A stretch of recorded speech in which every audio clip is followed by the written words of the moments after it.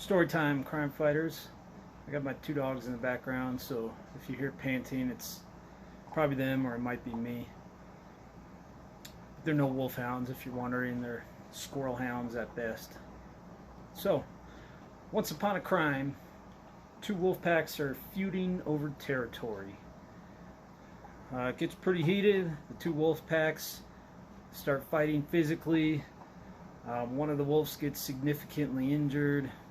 The two packs eventually break up and go their separate ways. While the wolfhound is out on patrol and hears all this going on, and he doesn't want any violence around his flock of sheep, so he goes to check it out. And he stumbles across this lone wolf who was significantly injured during the fight.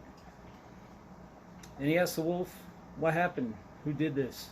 And the wolf replies, "It's none of your business. This is pack business. Go back to your sheep." And that wolf slinks off. Well, the wolfhound lets him go because he's no threat right now. He's too far injured to do anything. So the wolfhound keeps patrolling and comes across another wolf in the woods. He notices this wolf is different from the first wolf. He's got different distinguishing features, different markings than that first wolf, and thinks this wolf he sees now is of a different pack. So he suspects he may be one of the wolves that injured that original wolf. So he tries to catch up to him. That wolf sees the wolfhound running after him and takes off. And the wolfhound pursues. They break into this clearing. The wolfhound pursues. The wolf sees the herd of sheep and thinks he may be able to lose the wolfhound within that herd. So the wolf charges straight into the middle of this group of sheep, and the wolfhound pursues. The wolf, trying to get away, tramples, jumps over, knocks down sheep, trying to escape the wolfhound, and the wolfhound continues to pursue. The wolfhound, trying to catch up to the wolf, ends up doing the same thing as the wolf. He jumps over, he tramples, he knocks out of the way these sheep. And eventually the wolf reaches the other side of that group of sheep where the sheepdog is waiting. He saw what was going on. He knew how to combat this. And between the sheepdog and the wolfhound on the other side of the flock of sheep, they take the wolf down.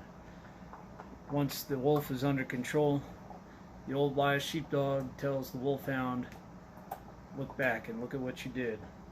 The wolfhound looks back and sees the trail of carnage left by the wolf and himself, realizing, what he had done. So this story is to highlight some differences in character types among the law enforcement community. Specifically the wolfhound, the sheepdog, the sheep, and the wolf. So early in the story, the wolfhound comes across this lone wolf who's injured.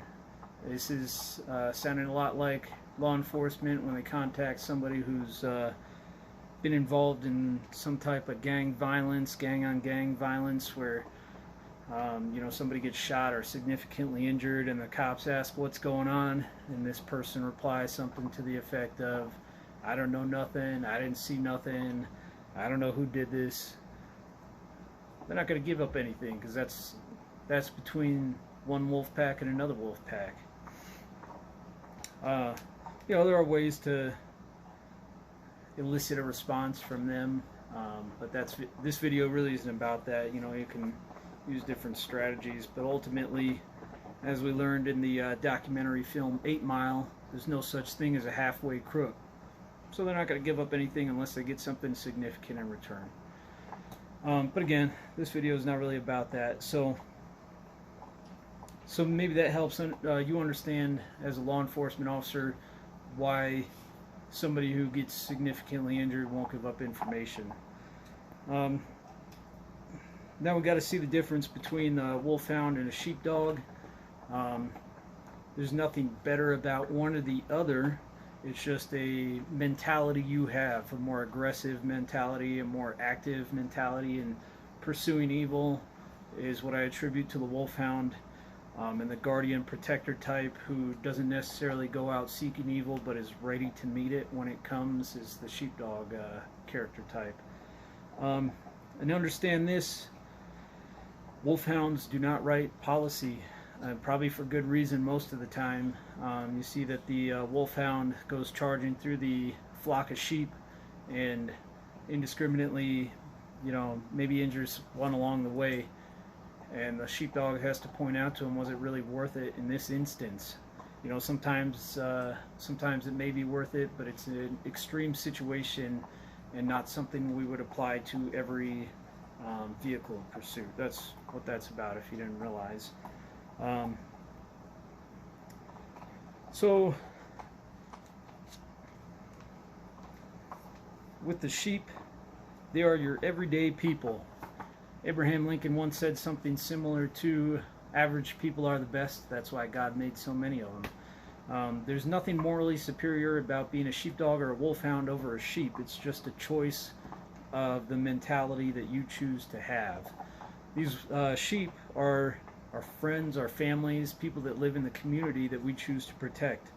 So don't get this superior attitude over them, thinking you're better than them in some way. You just serve a role. You serve that security role for that culture. But to point out, sheep are head-down types, consumers, following the latest trend. I'll get into that probably more in another video, but they're usually unwelcoming towards the sheepdog and the wolfhound, because they look up and they see these big fangs, these big teeth on the wolfhound and the sheepdog, and they say, hey, those are the same teeth that killed Frank last week. Nobody needs teeth like that. We should ban all sharp teeth. You don't need teeth to graze on grass. Teeth like that, anyway. And this is the mentality of the sheep. They often don't appreciate the wolfhound or the sheepdog because, well, for one thing, it reminds them of the evil that it potentially is in the world around them.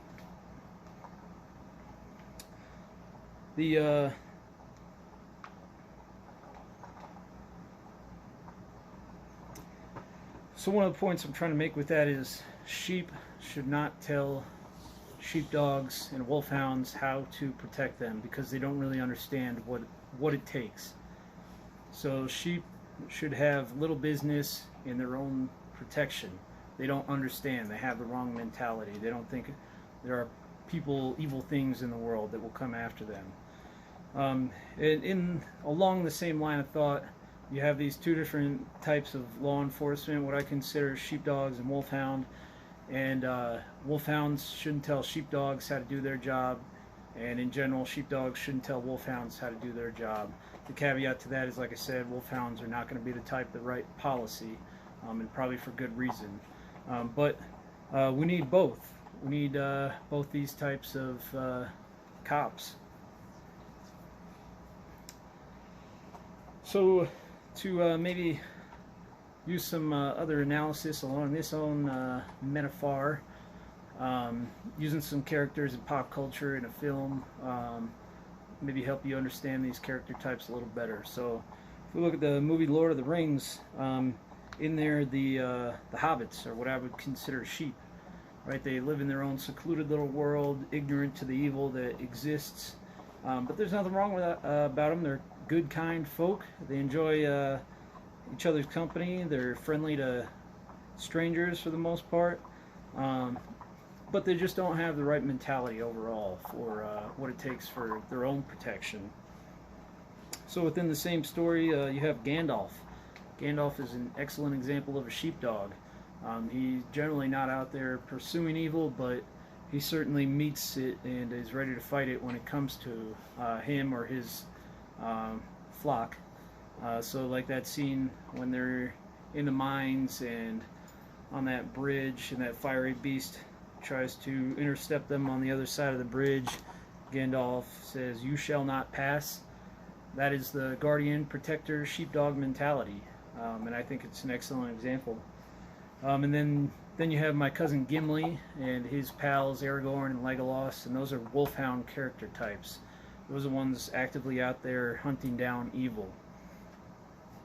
Some Real life Wolfhound character types would be Sergeant York. Um, Excellent story. He captured a ton of Germans on his own by himself. And then Chris Kyle is what I would consider one of the ultimate Wolfhounds. And if you don't know his story or Sergeant York's story, look it up. And really, if you can look up any Medal of Valor or Medal of Honor citation and read that, and that is in the same line as a Wolfhound character type.